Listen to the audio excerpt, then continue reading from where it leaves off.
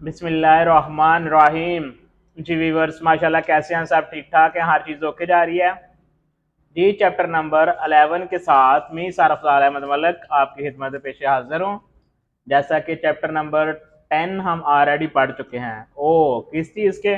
Office management का हम course कर रहे हैं, जिसका MS वर्ड हमारा कंटिन्यू है और MS वर्ड का लेक्चर नंबर आज 11 है। हम टेबल पढ़ रहे थे, टेबल प्रॉपर्टीज़ के बारे में आज हम पढ़ने जा रहे हैं। तो जो व्यूवर्स न्यू हैं उन्हें चाहिए कि अगर वो एक्यूरेट कोर्स सीखना चाहते हैं, करना चाहते हैं, प्रोफेशनल बनना चाहते हैं, MS ऑफिस में ऑफिस मैनेजमेंट के माहिर बनना चाहते हैं, तो वो हमारी 1 से लेके 10 तक पहले वीडियो देखें, फिर सीक्वेंस के साथ वीडियो नंबर 11 पे आए। तो चलें टाइम वेस्ट किए बगैर हम ऐसा करते हैं कि अपनी कंप्यूटर स्क्रीन पे चलते हैं।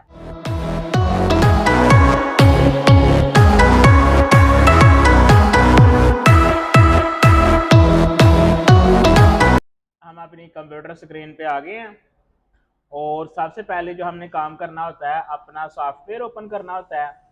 MS वर्ड 2016 का सॉफ्टवेयर हमने ओपन कर लिया है और ब्लैंक डॉक्यूमेंट पे हम आ गए हैं। और जैसा कि आप हमने अभी से पढ़ के आए हैं और वैसा भी जानते हैं कि हम कर रहे हैं टेबल और टेबल प्रॉपर्टीज के बारे में आज हम पढ़ने जा रहे हैं। तो टेबल हमारा जो ऊपर टैब है उनमें से टैब नंबर 3 में इंसर्ट में है। वहाँ पे मैंने जैसे आपको बड़ा करके दिखा देता हूँ, क्लिक किया, ठीक है। तो यानी कि यहाँ पे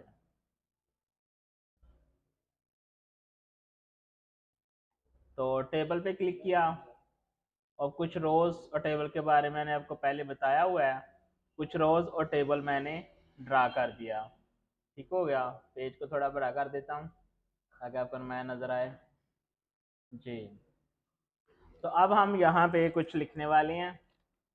एक से टैब से हम दूसरे टेबल में जाएंगे और कुछ भी हम फॉर्मेट्स वगैरह लिख देते हैं आपको समझाने के लिए, कोई डमी सी चीज़, क्योंकि एक्यूरेट लिखने में टाइम लगता है और टाइम इतना आपके पास भी नहीं है, इतना मेरे पास भी नहीं है। तो हम डमी सा पैरा लेके तो उस पर वर्किंग करते हैं। मेन मकसद है आपको मेरी बात की समझ आ जाए जी। ओके, आ रही है? Well and good. ये हमने कुछ रोज और कुछ कॉलम के साथ एक टेबल बना लिया। अब आप जो मेन हम बात कर रहे थे कि हमने इसकी प्रॉपर्टीज़ के बारे में पढ़ना है। हम किसी भी कर्सर को, मेन काम हमारा वहाँ पे होगा जहाँ पे हमारा कर्सर होगा। तो मैंने कॉलम नंबर 2 के रो नंबर 4 पे अपना कर्सर रखा है और मैं यहाँ पे क्लिक करके राइट क्लिक करता हूँ तो मैं क्या करता हूँ कि अपनी टेबल प्रॉपर्टीज़ में चला जाता हूँ। ठीक हो गया। टेबल प्रॉपर्टीज़ में जाने के बाद ये मेरे पास कुछ टेबल्स के फॉर्मेट आ जाते हैं। वो कहता है कि आपने जो लिख रहे हैं इसको लेफ्ट में करना है, सेंटर में करना है, राइट में करना है, कुछ भी आपने इस पर फंक्शनाइज करना है तो आप यहाँ से कर सकते हो। ठीक हो गया। मैं ऐसा करता हूँ, कुछ बढ़ा के आपको बताता हूँ कि मैं थोड़ा सा इसे बड़ा कर दिया तो टेबल की विड्थ थोड़ी सी मेरी वो सेल की बढ़ गई। चलिए मैं दोबारा करके दिखाता हूँ आपको। हम ऐसा करते हैं, टेबल प्रॉपर्टीज पे जाते हैं और यहाँ से हम सेलेक्ट कर लेते हैं रोज को।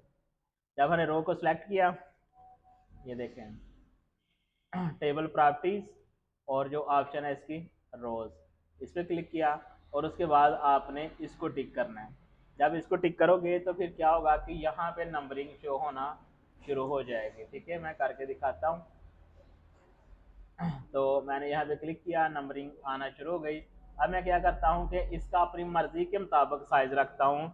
जिस रो में मेरा कर्सर है मैं कहता हूँ कि मुझे तो ये रो कम से कम 1.5 इंच की चाहिए थी।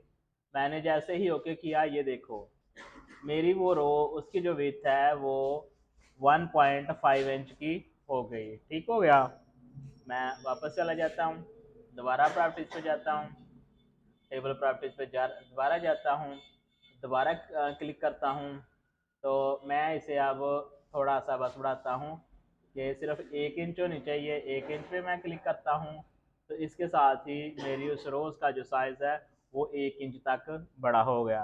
मैं वापस जाता हूँ, दोबारा जाता हूँ, टेबल प्रॉपर्टीज ओपन करता हूँ। अब मैं क्या करता हूँ कि मैं रोज़ को नहीं छेड़ता। अब मैं चला जाता हूँ सेकंड, इसकी थर्ड ऑप्शन कॉलम में। जब मैं कॉलम पे क्लिक करता हूँ इसका साइज़ यहाँ से मैं बड़ा छोटा करता हूँ अब क्या होगा कि इसका साइज बढ़ेगा। Is it okay? ऐसे मैंने क्लिक किया,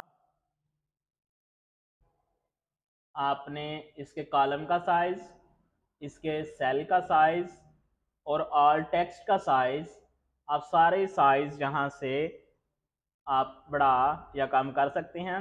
इसकी ज़रूरत कब पड़ती है कि जब आप टेबल बना रहे हैं, उसमें आपने कुछ राइट करना है, कोई डॉक्यूमेंटेशन करनी है, लेकिन आपको एक साइज़ के साथ आपके कॉलम चाहिए, आपके साइज़ के साथ आपकी रोज़ चाहिए, तो फिर आप इस पे काम करेंगे।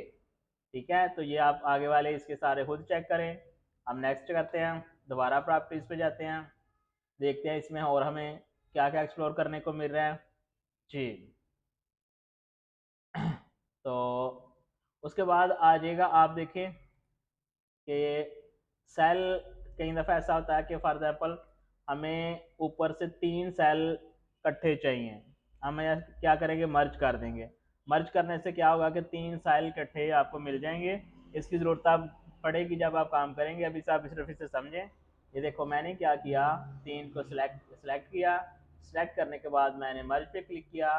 तो मर्ज करने पे क्लिक करने के बाद ये देखें कि ये 3 सेल मेरे मर्ज हो गए, यानी एक यहाँ पे लाइन थी, एक यहाँ पे लाइन थी। मेरे पास 3 सेल थे, मैंने तीनों को सिलेक्ट करके मर्ज किया, तो उन तीनों का एक ही सेल बन गया। ओके हो गया। जैसा कि मैं आपको आगे से करके दिखाता हूँ, यहाँ पे मैंने क्लिक किया, मर्ज पे क्लिक किया, तो ये मेरा सारा एक ही सेल बन गया। ठीक हो गया।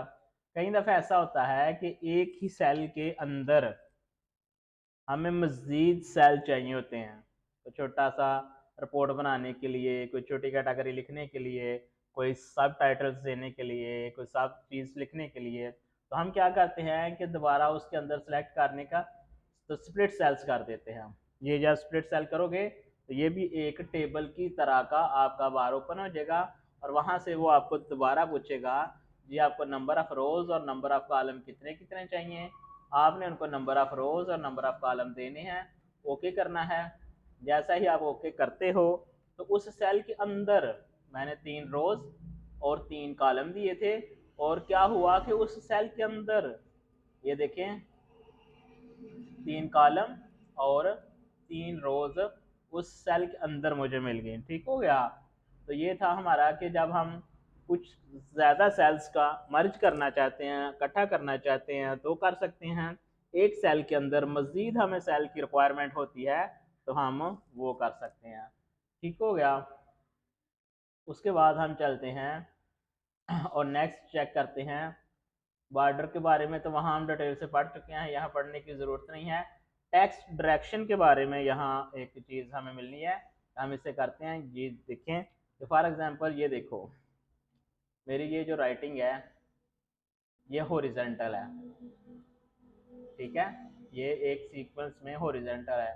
मैं चाहता हूँ कि मुझे ये वाली राइटिंग ना वर्टिकल चाहिए थी, यानी कि ऐसी चाहिए थी। तो मैं क्या करता हूँ कि इसको सिलेक्ट करता हूँ। सेलेक्ट करने के बाद मैं टेक्स्ट डायरेक्शन में जाता हूँ, और मेरे पास इस तरह की डायरेक्शन शो हो जाएंगी 3। जिस तरह की डायरेक्शन मुझे, जिस तरह का इसका फेस चाहिए, जिस तरह का इसका टेल चाहिए, उन दोनों में सेलेक्ट करके ओके करता हूँ। तो ये देखें कि अब दूसरे सारे सारे जो सेल हैं वो हॉरिजॉन्टल है, और ये वाला सेल हमारा वर्टिकल हो गया।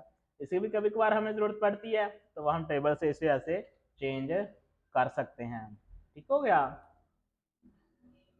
तो उसके बाद हम चले जाते हैं लीजिएगा।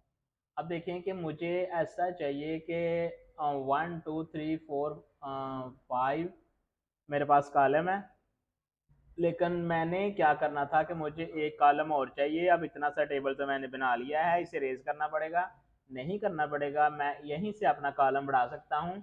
वो कैसे? जहाँ पे आपको कॉलम चाहिए उस कॉलम के साथ आप क्लिक करें। क्लिक करने के बाद आप राइट बटन जो माउस का उसे क्लिक करें। ये बार ओपन होते ही आप यहाँ पे इंसर्ट के ऑप्शन पे चले जाएंगे। इंसर्ट के ऑप्शन के जाने के साथ ही वो क्या है कि आपको कह रहा है कि इंसर्ट कॉलम लेफ्ट साइड पे चाहिए, राइट साइड पे चाहिए। तो मैं कहता हूँ कि मुझे ना कौन सी साइड सही है, राइट कर लेते हैं। राइट साइड पे क्लिक करता हूँ, ये देखें कि जैसे ही मैंने राइट पे क्लिक किया तो उसने ना मुझे राइट साइड पे एक न्यू कॉलम दे दिया। इसी तरह मुझे रोज चाहिए, मैं इंसर्ट करता हूँ, रोज पे चला जाता हूँ। अब रोज कहता है कि आपको अप चाहिए या डाउन चाहिए, जहाँ पे आपका कर्सर है, ठीक है, उस कर्सर से उस रो में, जिस रो में आपका कर्सर है, उस रो से आपको जो रो इंसर्ट करने लगे हैं वो अप में चाहिए या डाउन में चाहिए। तो जहाँ भी आपको चाहिए, मुझे चाहिए अप में, ठीक है। तो अब आप मैं क्लिक करता हूँ तो मेरे जहाँ पे मेरा कर्सर था उसके ऊपर मुझे एक न्यू रो मिल जाती है, इस तरह नया कॉलम मिल जाता है। इसी तरह आप यहाँ से किसी रो या कॉलम को डिलीट कर सकते हैं। मिसाल के तौर पे ये जो रो अभी अभी मैंने इंसर्ट की है ये तो नहीं चाहिए थी, मैं क्या करता हूँ कि उस पर अपना कर्सर ले जाता हूँ। कर्सर ले जाने के बाद मैं माउस का राइट क्लिक करता हूँ, ये बार ओपन होती है। तो यहाँ पे मुझे डिलीट पे क्लिक करना होगा। जब मैं डिलीट पे क्लिक करता हूँ तो वो मुझे पूछता है कि जी आपको कौन सी चीज़ डिलीट करने वाले हो। मैं उसे कहता हूँ कि आप ऐसा करें कि इंटायर रो को ही डिलीट करते हैं, सारी की सारी रो डिलीट करते हैं। क्लिक करने से वो सारी की सारी रो को डिलीट कर देता है। इसी तरह अगर मुझे यहाँ से डिलीट करना है तो मैं यहाँ पे क्लिक करता हूँ और उसे कहता हूँ कि डिलीट पे क्लिक करता हूँ और उसे कहता हूँ कि अब मुझे जो डिलीट करना है वो मुझे कंप्लीट अपना कॉलम डिलीट करना है। तो मैं कॉलम पे क्लिक करके ओके करता हूँ तो मेरा कॉलम डिलीट हो जाता है। ठीक हो गया। ये तो आपकी जो टेबल्स की प्रॉपर्टी थी उसकी फॉर्मेटिंग के बारे में आप पहले ही पढ़ चुके हो। तो आज हमारा टेबल कंप्लीट हुआ। अब आपने क्या करना है कि इसकी प्रैक्टिस करनी है और उसमें जो कमी पेशी होगी, आपको जिस चीज़ समझ नहीं आएगी तो आप इस नंबर पे और यहाँ मुझे कमेंट्स में कहें तो आपको उसका हल मिल जाएगा जिस तरह का फॉर्मेट आप चाहते हैं। तो ठीक है, इसका लेक्चर आज हमारा ख़त्म होता है। अपना ख्याल रखिएगा, दुआओं में याद रखिएगा और नेक्स्ट चैप्टर तक के लिए अल्लाह हाफिज़।